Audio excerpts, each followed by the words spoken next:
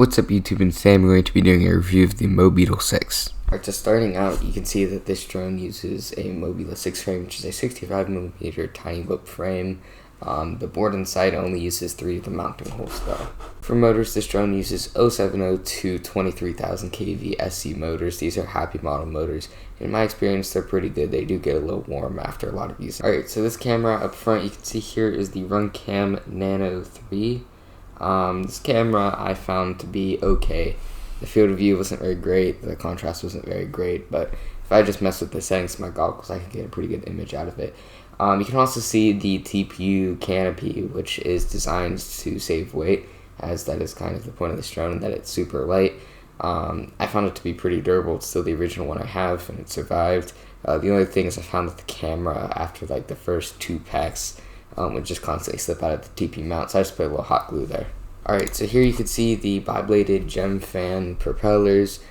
These propellers I found give a pretty good combination of speed and flight time.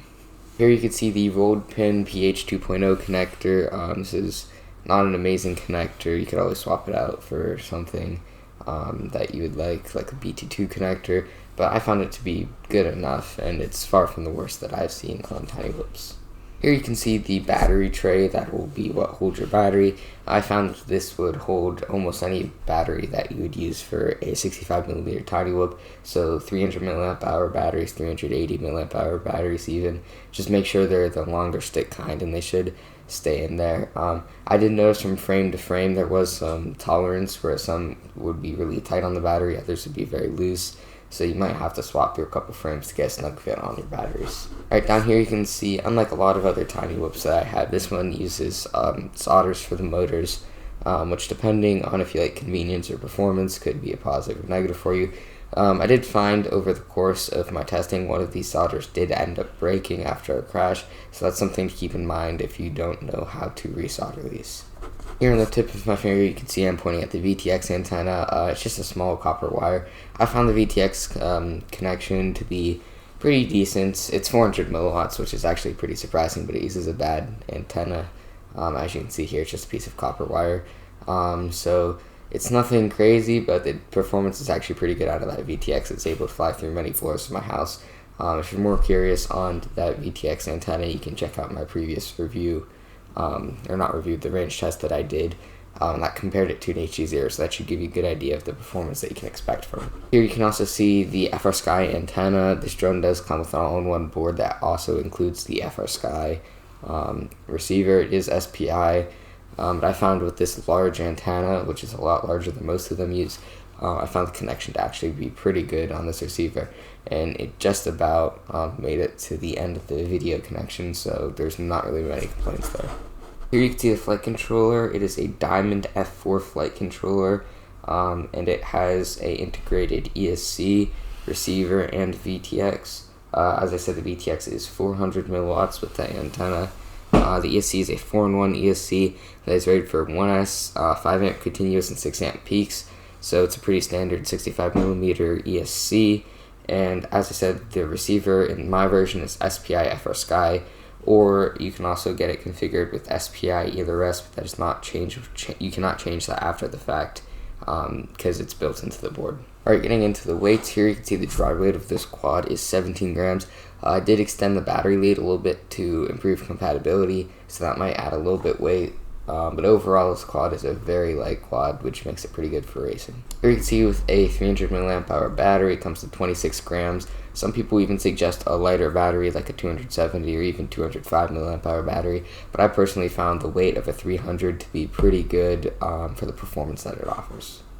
Alright, starting off our flight footage here, you can see that the performance is pretty good, except for this crash in the beginning. It seemed to perform pretty well. The bi-bladed propellers gave it a decent balance between thrust and performance, because I was seeing about 3.5 minute flight times if I was flying like this. If I'm flying a little bit faster, pushing it to like 100% throttle on the straightaways, I was seeing maybe down closer to 2 minutes. So overall, pretty decent flight time out of those bi-blade propellers. And the motors also did a pretty good job. They did get a little warm, but it's nothing excessive. It seems to be what I would expect from if you're pushing your quad like this. The factory tune that came with it was pretty bad, I'm just going to say it. There's a lot of prop wash, and on the straights, you would get a lot of shaking if you gave it a ton of throttle. This is a tune off of the presets tab in Beta Flights. I believe it's by the user AK.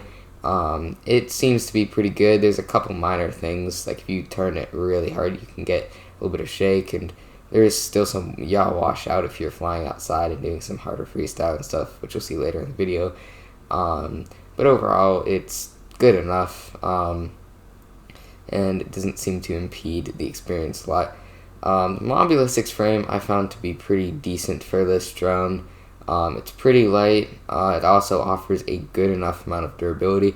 I have put this drone on, I think, 3 of these frames because I have had this quad for a while and I've crashed it a ton. It does seem to stand up for pretty good for a couple crashes, but if you crash it 5, 6, 7, 8, 9 times hard, like not like that, but if you crash it like hard, like straight into something, you'll start to see supports break, and as that happens, everything will become more wobbly and your board will start to pop out because it's just mounted on those like little rubber little mounts, and then you put a screw through there.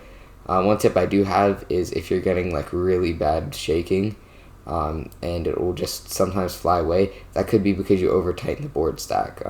So just try loosening it a couple times, and that should improve everything overall. Here you shouldn't really take the VTX's performance because on my rapid fire module, I guess it's in low power mode for some reason, because I guess the capacitors in my goggles are getting a little old and they're not outputting enough power. So this is only one channel from the patch antenna, unfortunately, so the video performance is still fine. Alright, so jumping into some of the outdoor footage here, you can see that the performance is pretty good. Here's a full punch out. It's important to note this day was 30 degrees Fahrenheit and recorded with 12-mile-per-hour wind, with gusts up to 30 miles an hour, so you might be able to tell that the wind influenced this flying.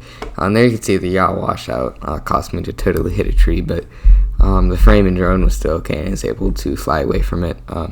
You can see it does work fine for basic acrobatics and flying outside, but if you're looking for this type of flying, I might recommend the Flywoo Baby Nano 20, the Baby Ape 30 from Darwin FPV, or the Happy Model Crux 35. All those drones will offer you a lot more performance and flight time, and will overall be more fun to fly outside, because you can see this was a fully charged battery, charged to 4.35 volts, and it's sagging really bad, and the performance isn't great.